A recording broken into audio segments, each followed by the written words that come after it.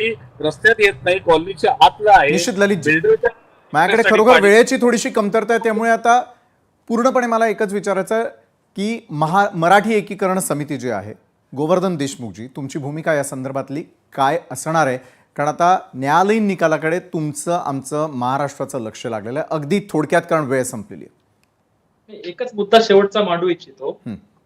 एकच मुद्दा शेवटचा, भूतदया याबद्दल आपण बोलतोय. मला सांगा, श्वान जे असतं आपलं कुत्रा आणि मांजर, यांना ज्यावेळेस त्यांचं जे अन्न आहे, आपण मांसाहारी अन्न, हे मांसाहारी अन्न खायला विरोध करणारे यांच्या समाजाचे काही लोक आहेत, तर ते गांधी साहेबांनी त्यांना देखील आवरावं. आणि कुठेतरी हा पोलीस ठाण्यापर्यंत वाद जाणारा, अक्षरशः एका महिला भगिनीला या आमचे जे मंत्री महोदय मंगलप्रभात लोढा यांच्या मतदारसंघामध्ये पोलीस ठाण्यामध्ये त्या बाईला डांबून ठेवलं होतं. का? तर ते मांजराला मांसाहारी अन्न खाऊ घालतात. तर तिथे सुद्धा भूतदया दाखवावी अशी मराठी एकीकरण समितीची विनंती आहे. आणि उद्या आम्ही प्रशासनाला सांगतोय की कायदा सुव्यवस्था अबाधित राहावा, आमचं काहीच म्हणणं नाहीये.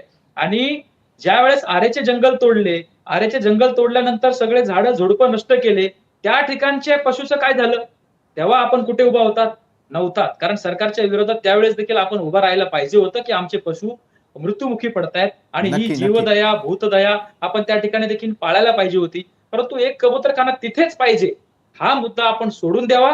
आणि जिथे मानवी जीवनाचा संपर्क नाहीये, एखादा चांगली मोकळी जागा, या ठिकाणी कबुतरांना खाऊ घालावं, याच्यावरती कोणाची काही हरकत नाही. बरोबर आहे. म्हणजे अगदी काही तास शिल्लक राहिलेले असताना येणाऱ्या निकालाकडे आणि त्याच्या पडसादांकडे लोकशाही मराठीचं देखील लक्ष अशाच प्रकारे असेल. धन्यवाद ललित गांधीजी, गोवर्धन देशमुखजी, पूर्ण दोशीजी, अंजलिताई दमानिया आणि डॉक्टर गौरव चौबल, तुम्ही आमच्या या चर्चासत्रामध्ये आमच्या